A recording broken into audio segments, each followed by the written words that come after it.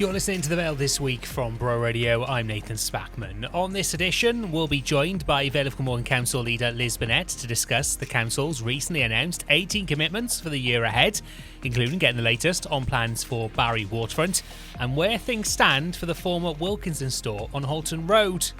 With many of us heading on summer journeys, one organisation has warned about some of the biggest hidden road safety risks this summer, including incorrectly fitted car seats and illegal or dangerously worn tyres. We'll hear from Janis James MBE from Good Egg Safety and Stuart, Lovatt, chair of TyreSafe, who have more. And with that warmer weather as well, that leads to increased rogue traders working to scam residents, particularly the elderly. Mark and Martin from the Vale 50 Plus Strategy Forum show here on Bro Radio will talk to Debra Elwood from South Wales Police about the things for you to look out for. All that plus a roundup of the sport and local news here in the Vale of Glamorgan, plus what's going on over the weekend ahead. First though, Vale of Glamorgan Council has this month set out its plan for the next 12 months, which include 18 commitments which focus on a number of key areas. Earlier this week, I sat down with Vale of Glamorgan Council leader, Councillor Lis Burnett, to delve into the details. So tell us a little bit about the idea behind these commitments and how they've been agreed. Well, I think a lot of people would have seen that we did our 5-year plan, which was Vale 2030, and all the things that we want to do in the next 5 years, and the sort of headlines of what we want to focus on. So that's creating great places to live, work and visit, looking after the environment, giving everyone the best start in life, so focusing down on young people, protecting those who need us, so vulnerable, that could be elderly, that sort of thing, and improving our services, being the best we can. So there's that sort of thing. But from the perspective of this year, we wanted to lay out some specific areas that people would see being delivered. And I think a lot's been said about the new street scene teams. So you'll see, or the town centre people, you'll see our town centres actually getting a spruce up, more happening on there. The specifics, again, people know that we've had a mass school rebuilding programme over the last decade. I think it's about 18 we've built now. And in the next year, there'll be 2 more schools that will be completed. So there's a Scotland Derry, which is the special education school in by Cosmeston. St Richard Gwyn is the last Barry secondary school to be rebuilt or extended. That will be in the next year. We are breaking ground week after next at Ysgolion Morgannwg in Cowbridge, and the proposals are going ahead for Surrey Primary. So more work on that. In terms of sort of fairly basic stuff, the really successful soft plastics recycling service that happened in Penarth, first of all, that's been spread across the Vale. And what people are telling us there is that rather than putting out sort of 1 bag a week of black bags, they're putting out 1 or 2. And the amount of black bag rubbish that we are picking up is a lot less. That's obviously good for the environment, costs a lot less, so it's good for sort of council tax. But it's also makes it more convenient for people to be able to get their soft plastics picked up at home. There's more work in terms of parks, country parks. You've probably heard about the £1 million investment in Pencoitra for a new skate park and a new splash pad. Hopefully we'll be able to give a coat of paint to the play area and stuff as well. There's a new play area in Palmerston with a new multi-use games area there. Helping people to get out and about, enjoy the fresh air, physically activity, that sort of thing. So all in all, it's all on the council's website. And, all the details. I suppose the ones that we've talked about more recently, I'm thinking of big rather than small items, are the announcement about the doc's office, about the mole in Barry, and also things like, well, we're just finishing just doing our last public toilet. So all the public toilets in the Vale have actually been upgraded as well. So an awful lot of stuff going on. Let's talk about some of those commitments. You mentioned there the building projects, lots of those being included, the schools and council homes, obviously a really important thing we hear regularly, and even during the recent Senate election campaign, a lot of talk about new council housing and new opportunities there. So there's a lot of talk here and a lot of projects really about building new buildings, new spaces for schools and council houses. So how are these going to be delivered, and how do you think they're going to impact local people? Well, it depends really on which bit we're talking about. I mean, if you look at the docks office and the stuff on the mole, then the docks office, first thing that's got to happen there is it's got to have a complete refurbishment. So all the council staff that were based there are just about out, if they're not already out of the building.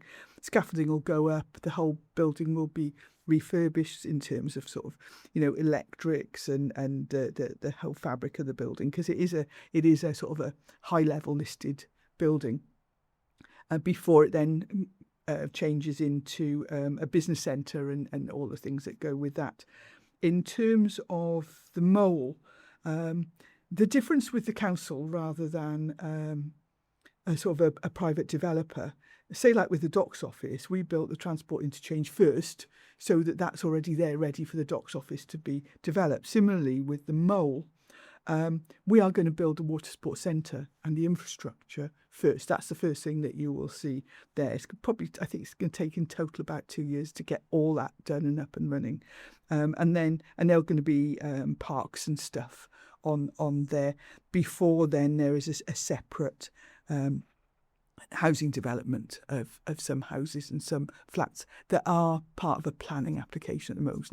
No plans agreed as yet. So there's going to be a lot of stuff that people will see in providing extra facilities. There's been the announcement that Western Gateway, which most people will think of as Broad Street Clinic, where we are redeveloping that on behalf of the Health Board, and it will be health and social care with some apartments above it. And hopefully now that that's got to its next phase, got one more phase to go through before we can actually get up and running on it. That should start fairly soon as well. Trying to think of all stuff. So there's a huge amount, a massive capital programme going on. And so there should be stuff happening all across the town. And you mentioned the waterfront area there and the mole and the project. Obviously, we've heard lots of changes on this project over the last 5 years or so, really, from that talk of a marina and obviously ABP pulling out last year, the project saying for their side it wasn't feasible. Now we've got this new project, as mentioned, with the docks office, creating spaces for businesses, which is great use there. And then the mole, creating a space, hopefully, to continue the work that's been taking place there for young people to get on the water. Is that correct? Yes. Well, if you look at what's on the mole at the moment, you can go down and see a lot of dinghies and lots of canoes and that sort of thing. And they've got a sort of a centre in those porta cabins. But actually, they've always wanted a proper centre. And that's what's going to be built. It's going to be a proper building on the end of the mole. And it's done in partnership with Cardiff Vale College. So that if they've got courses that are linked to that, so hospitality and that sort of thing, they will be partnering with the water sports centre. But again, to take some of the risk out of it for those organisations, we will be delivering that water sports centre for them then to operate. And that probably ties in as well as those opportunities for young people into the other projects to be mentioned in terms of these 18 commitments, which is supporting activities for young people as well. And there's lots of talk about activities for young people. We heard about the increase in council tax this year and a portion of that going towards youth services. And the idea there is to improve opportunities for young people. Oh, absolutely. Absolutely. That goes right back to our initial aims of giving people the best start in life. And we knew that essential to that was good quality youth services for young people. Because even if you talk to our schools, they really value the input of youth services to support their young people. So, we are looking at stuff to do with Home View. We're looking at things that might happen in Wilco. We're also looking at other initiatives, and hopefully before long there will be a whole programme that we can announce and come forward. I know our youth services are so excited to have a stable budget that they can plan for delivering the types of services that our young people need. In fact, you mentioned there Wilkinsons. Obviously, we talked back at the end of last year about the council taking on that space and creating something new. There's been the consultations that have taken place recently. For anyone who's intrigued on where that is in that process now, where are things with the Wilkinson building? What are the kind of plans now and the aims moving forward with that space? Well, there's a cabinet report coming this week, and hopefully I'll talk some more. I might even do one of my rather pathetic videos, but I might do one of those. In essence, Wilco is virtually empty now, and we had to there's so much stuff inside the building. A lot of refurbishments. I mean, it had been empty for 3 years, so there's a lot of stuff to get out of there, and it was quite sad. You sort of go into a defunct lift, and there's a box with old Wilco uniforms in there. I mean, it's so sad because it's a picture of what the staff there must have gone through at the time when it closed. So we are looking at it. We know, I think it was pretty evident right from the start, but we absolutely categorically know that people think that a market of some sort should be there. So we are actually talking to people about that. We can't snap our fingers and that happen overnight. Simple things like there are no toilets downstairs. Sounds daft, but if you're going to open it to public, we've got to find some way on that. We've got to find the right model of a market. If you look around South Wales, there's about 5 or 6 different sort of forms of markets that people are running. What's the right type for us? Again, we think that we know what might work in there. But alongside that, it's activities. So in the interim, before we actually get the market up and running, which is probably going to be towards the end of the year, it's looking at what activities we can have. So again, we're talking to our youth services, we're talking to our arts and culture services, we're even talking, we've talked to local organisations who've said, actually, we wouldn't mind doing something in there. So we might have something for older people, there could be some sort of arts.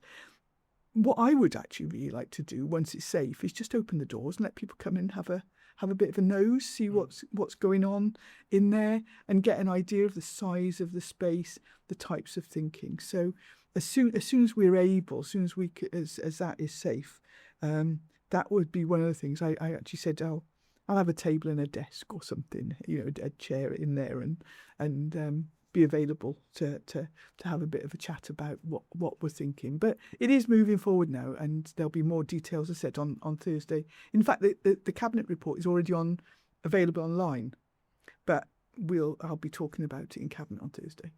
And you mentioned there the videos on social media, which have received some positive praise for sharing the information on where these projects are. And something that's been mentioned with these commitments is about updating people. So how are people going to be updated on these 18 commitments and all of the projects that are taking place over the next 12 months? Well, we do the regular stuff. We report on our performance. But I suppose that's a bit dry, really, isn't it? And so, people have said that they quite like the sort of video updates, and so I'm hoping to do more of those. I openly admit I'm not very good at it. I'm not some sort of trained media person, but if that is what people find useful, then we will find a way of getting those updates. I've had a conversation with cabinet members and told them that they need to take a turn as well. And if people want to tell us the types of things they want updates on, then we'd be delighted to see what we can do. That was Vale of Glamorgan Council leader, Councillor Lis Burnett. Now, with a roundup of the top news stories over the last 7 days, here's Kate McMahon. South Wales Police are continuing their investigation into a fatal road traffic collision which occurred on the A48, the Tumble in Cardiff, at approximately 8 p.m. on Saturday, June 6, 2026. The collision involved 2 cars, a grey MG and a black Land Rover Defender. Despite the efforts of the emergency services, an 18-year-old man has died at the scene. We can confirm that his name is Dominic Luke Bailey from Cardiff. Anyone with information is urged to contact South Wales Police, quoting occurrence 2600 1 77729. Plans to demolish buildings at a Ministry of Defence site in South Wales are under consideration by a local council. Welsh ministers have submitted plans to the Vale of Glamorgan Council to demolish buildings on land at Bro Tathan in St Athan and build a 132 kilovolt electricity substation. According to the applicant, Bro Tathan is embarking on the next phase in its exciting evolution to create a groundbreaking destination for businesses offering a range of development and occupational opportunities. The substation is said to be required to transform high voltage electricity transmitted for Aberthaw Power Station into lower voltage power suitable for local distribution across the site. Families in Palmerston have a brand new place to play after a full refurbishment of the local play area was completed this week. The revamped space, funded through the Welsh Government's All Wales Play Opportunities programme, have replaced the Asian equipment with a colourful, modern and fully accessible playground designed for children aged 1 to 12. The upgrade includes a wheelchair accessible roundabout, sensory play panels, climbing frames and a 5-seat swing, along with bright playground artwork that makes the space feel more welcoming for children of all abilities. Pupils from Palmerston Primary School were among the first to try out the new equipment as they joined representatives from play equipment company Compan for the official opening.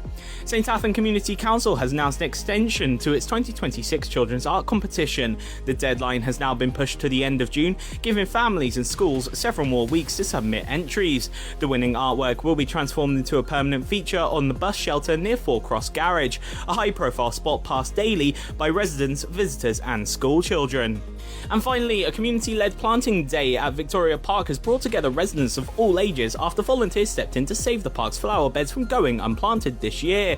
Friends of Victoria Park organised the event on Wednesday, joined by Barry Rotary Memory Cafe, local volunteers and pupils from Cadoxton Primary School. The group has taken on responsibility for planting and watering the beds after council funding for the displays was withdrawn. Organisers said the day was about far more than gardening. Children worked side by side with older residents, sharing stories and learning new skills as they planted flowers that would grow throughout the year.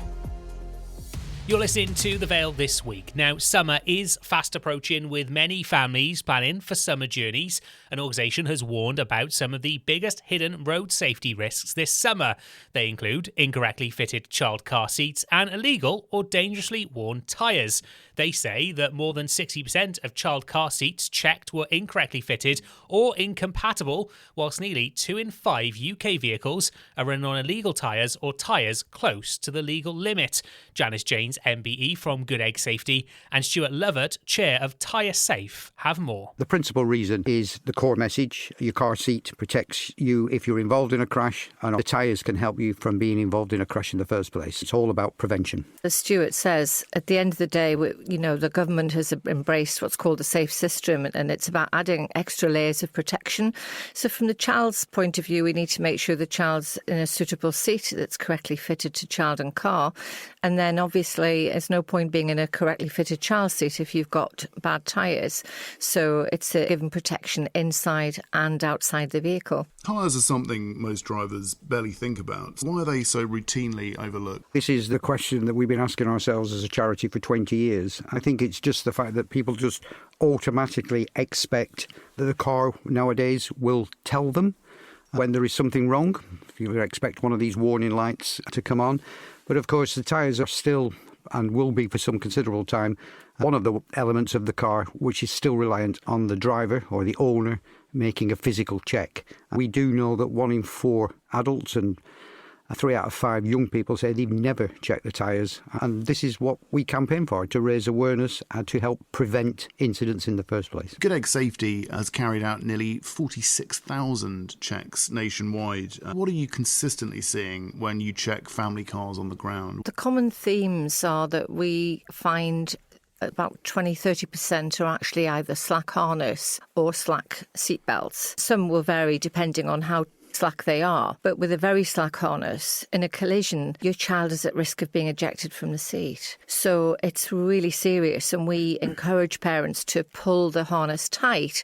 They should only be able to get 2 little fingers through around the shoulder area to make sure that harness is as tight as it needs to be. Other things that we see are things like twists of the belt, and the problem with that is the seatbelt is designed, or the harness is designed, to spread the force of a collision And if there's a twist, that force gets concentrated and can cause injuries. We quite often find that the child's seat harness is incorrectly fitted. It should be at shoulder level. And if it's not, then the child might be pushed forward out of the protection of the seat. What is the single simplest thing drivers can do to make a tangible difference to their vehicle's safety? The simple message that we ask people to take away is to act on their tyre safety. So we ask them to look at the air, condition and tread. And if they know how to check the tyres, then that's brilliant. If not, then they should seek some advice, whether that's from a family member or a friend. Go to a reputable retailer. Just ask them to check your tyres, and they will do that for free and give you some advice. It's a simple message. We want you to act now.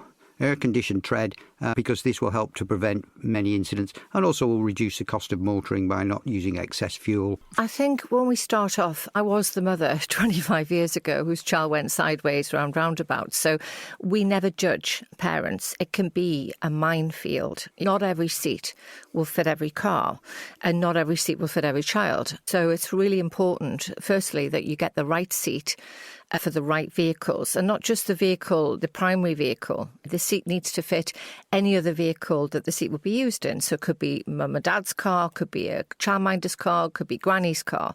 Sometimes parents will say, well, the grandparents only have them once a month. The thing is that child seats, like tyres, are safety critical. They are the most single critical piece of equipment you will ever buy for your child. I'm a mum of 3, I'm a granny of 3.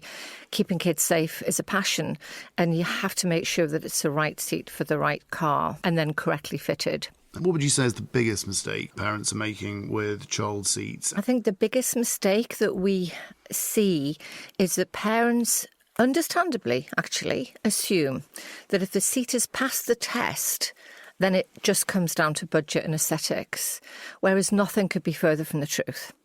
So, firstly, not all seats are equal. Secondly, there are 2 current approvals running currently, R129, R44. The R44 is an older one. R129 is a newer, safer regulation. So what I'd be saying to parents is get a newer seat, an R129, which is a more recent legislation, and make sure that it fits your child and car. How does correct child seat choice and fitting fit into chaotic family life, school runs, switching cars with grandparents, holiday trips, all that stuff when people are feeling hurried? Yeah, it's a really interesting point. And as I say, a mum of 3, I completely understand those demands. You can get some really fabulous seats that are Isofix fitted. So once you put the Isofix base in or you put it directly into the car itself, it's a secure connection. You can leave it there and know that it's secure. It will either have a foot prop, a support leg, or it'll have top tether. When we do our clinics, many times our experts have to take little scissors with them because when they go to check Isofix harness seats, they'll quite often have to cut out the top tether to restrain it correctly in the seat. They think it's an optional extra, and it isn't. For top tether seats, it's a vital third anchorage point to prevent forward and downward rotation. So get a seat, ideally a newer seat. Isofix is really good. The new R129 have green guides, so it's really easy to fit either way, whether it's forward-facing or rear-facing, and you'll get beeper sounds or a coloured light that will tell you that the seat is being correctly fitted, which for a Luddite like me, I find really useful. It gives you that added assurance that you fitted it correctly. Every parent wants to protect their children, right? We all love our children, and many assume because it's a short trip and it's a short trip to schools and shops that it's going to be okay. They take less care than they perhaps would if they're on a long journey going on the motorway. But the fatality rate on motorways is fractional compared to 30-mile-an-hour roads close to home. That's where the majority of collisions happen. So that's where we have to take equal care. For listeners who would like to find out more, where should they go for more information? They can go to goodeggcarsafety.com. Have a look at tyresafe.org. That was Janis James MBE from Good Egg Safety and Stuart Lovatt of Chair, and Stuart Lovatt, Chair of TyreSafe.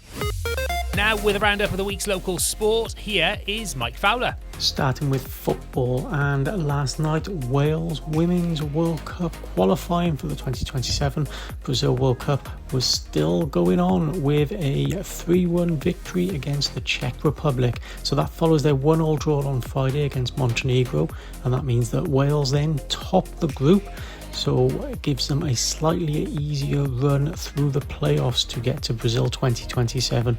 And it was a really good game. I mean, Wales was shocked early on with a goal within the first 5 minutes from the Czech Republic, but they rallied by getting a goal back 4 minutes later, and then they really put the pressure on in the second half, and there was some neat bits of play from Wales there, and I think overall they well and truly deserved the victory there. And they keep an eye out, because on the 18th of June the announcements for the playoffs will be on, and then the playoff games take place a bit later in the year. So Wales women are looking forward to that, and hopefully can make their way towards the Women's World Cup in 2027.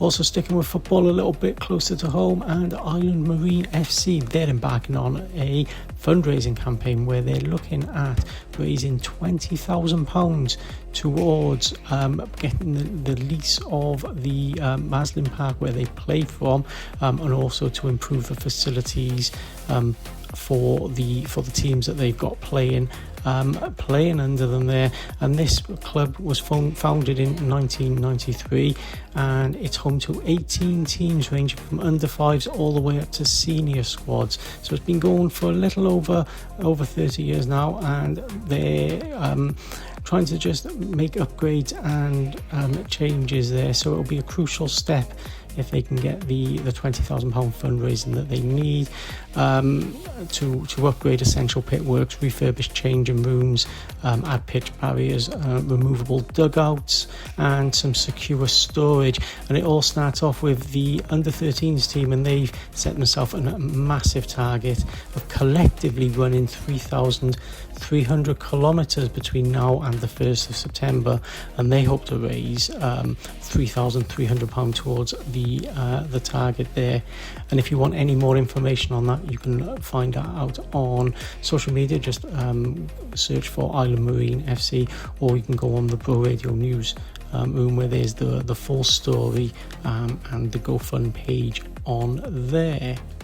And last little bit of sport there, we celebrated the Bro Radio Community Awards on Friday, and that was held at the Memo Hall in Barry, and we crowned our Sports Club of the Year, and that went to Barry Athletic Football Club. But it was always a good showing in that category, and everyone who got nominated there should be very proud of themselves. And it was a really good evening. And the other two finalists, so that was Barry Amateur Swimming Club and Barry Rugby Football Club, were also in attendance there, and it just made the night so much better. If you want to keep up with what's going on in sport around Bro Radio, then you can listen into the Sport Show. That's at 7 p.m. on a Monday night, or you can listen again on broradio.fm or download the app. You're listening to The Vale This Week from Bro Radio. Now, the warmer summer weather brings with it an increase in the number of road traders working across the Vale of Glamorgan. Earlier this week on the Vale 50 Plus Strategy Forum show, Mark and Martin met and spoke to Debra Elwood from South Wales Police. Particular topic that you want to talk to us about and tell our listeners about today? Yeah, absolutely. And I think it's under the title of Road Traders. Yeah, it absolutely is. Thanks for the invite, Mark. My role is Crime Reduction Tactical Advisor, which long and short basically means it's my job to try and stop you from becoming a victim of a crime. And one thing that is really high on the agenda at this time of year is those annoying cold callers that are knocking on your door trying to get your hard-earned cash. They really are quite frustrating, and sadly does affect many individuals in our local areas. So it's really how you can be diligent, what you can do to keep yourself safe from these type of individuals. And often it's the bare basics. It's about locking your doors. It's about making sure that you're confident in saying no. But importantly, if you're not confident, it's also knowing that you can call your local police. We're really keen to drive these individuals out of our local communities, and we can only do that with your help. So if anybody's knocking on your door offering to do some work for that deal of the day. It's always that deal of the day. Or they've been a little bit coercive, trying to get your hard-earned cash, then say no and give us a call. The idea is the sooner we can get out, the sooner we can protect you and your hard-earned money. Right. Okay. Sounds really interesting. Strange question maybe, but do you get seasonal road traders? Is that? We do, absolutely. We do get peaks and troughs because, yes, it does often, if they want to clean a driveway, it's got to be fairly dry to do it. Going up on roofs, again, we need the warmer weather. So this really is the season now up and coming. But a lot of our road traders are out and about during the winter months as well, because we are having a lot more winters that are dry than before. So, yeah, we need to be on the ball 24/7, 356 days of the year, please, Mark. So are there any particular flavours of the month, if you like, these road traders come at you with? They will use any excuse to try and get your hard-earned money. So if you've got overgrown gardens, hedges, trees, they could be knocking on your door, offering to cut them down. They will usually haggle, so they will often sort of say, go on, we'll do it today for about £1,000. If you say, well, I don't have £1,000, then often they'll say, go on, what have you got? And then they'll start haggling. But the problem is once they've haggled, they will either do a really, really bad job, won't do any job, so you won't see them again once they've got their money, or sadly that price often starts going up because then they'll start finding other problems or there'll be other issues. So the price you agreed is often not the price that you pay. So if you can, get out really, really quickly. Anybody knocking on your door offering to do work must be treated with caution. Let's be honest, any of us trying to source a good trader today knows we have to wait because they are very, very busy. Good traders aren't knocking on your doors, but it's really hard to know where to source really, really good traders. So what we often suggest is make sure you get 3 quotes. That's really important. If you don't have 3 quotes, you've got nothing to compare to. If you've got family and friends, recommendations absolutely go a long way. You can contact Trading Standards. Often they, again, will be able to sort of check out local traders. Or if you're a little bit more mature in the community and you're over 60, you can contact Care and Repair, do a lot of work with them because the great thing with them, they get all their traders that are DBS checked. So again, it's knowing where to go to source those reputable traders is really important. That's quite empowering, isn't it? Absolutely, yes. A lot of information there, but yeah, it is really empowering, definitely. I'm thinking of questions, but I'm going to say Martin has probably got one for you, so pass you over to Martin. Hi, welcome to the show. Thank you. I was wondering about online scams. Do you deal with those as well? Because they're quite a problem as well, aren't they? Scams is so diverse. When I talk about scams, you can be scammed in so many different ways. You really, really can.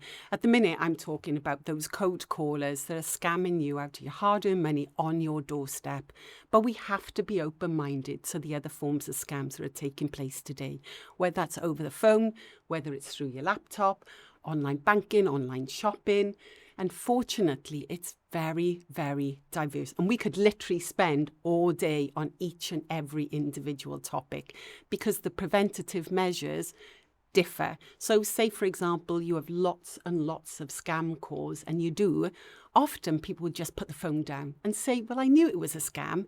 But what about that next call that you don't know or you're not sure if it's a scam or not and you're having a bad day? That's when we make bad decisions. So it's knowing how you take back control of your phone.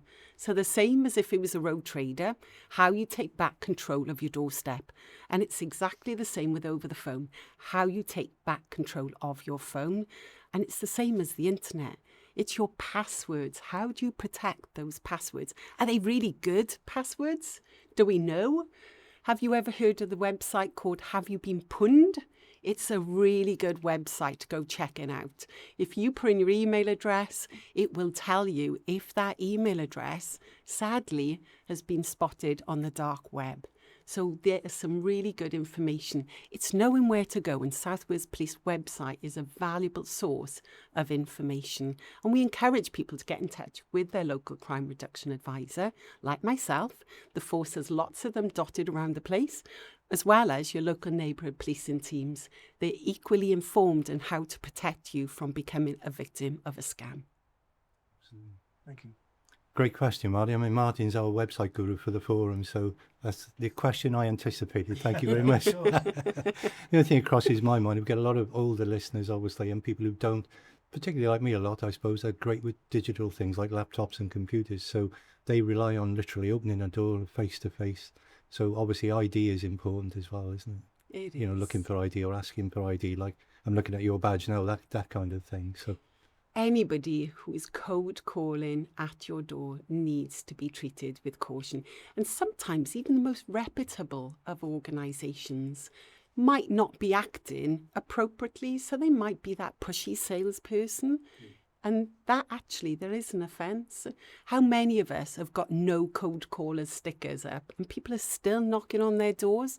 That is an offence under trading standards. But people often don't know that. They think, well, I put the sticker up, that should stop them. But unfortunately, there are people that kind of are on the cusp of under-operating within the law, or just outside of it. So it really is important in knowing if they're not conforming, they're not listening to that sticker, that you know you can contact trading standards and tell them that company is not operating the way that it should do. And then they can work with that company, whether that's education or training, because those rules are there to protect you.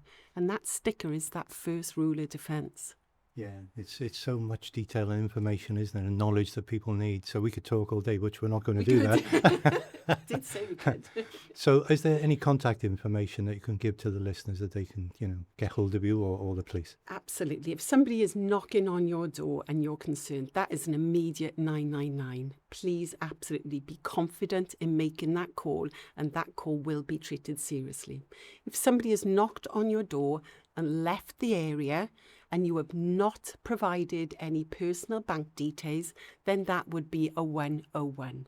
If you have provided your bank details, then I please implore contact your bank before South Wales Police, because they need to make sure that your money is protected, and then make that 101 call. If you ring 101, you can be asked to put through to either your local PCSO or your local crime reduction tactical advisor, and we are there to support you in providing you with suitable advice on how to keep yourself safe from scams and road traders. That was Debra Elwood from South Wales Police on this week's edition of the Vale 50 Plus radio show, which you can listen back to at broradio.fm or on the free Bro Radio app. Time now to have a look at what's going on this week around the Vale of Glamorgan with Gareth Richards. A Carers Week event will be taking place tomorrow from 11 a.m. until 1:30 p.m. at Penarth Leisure Centre.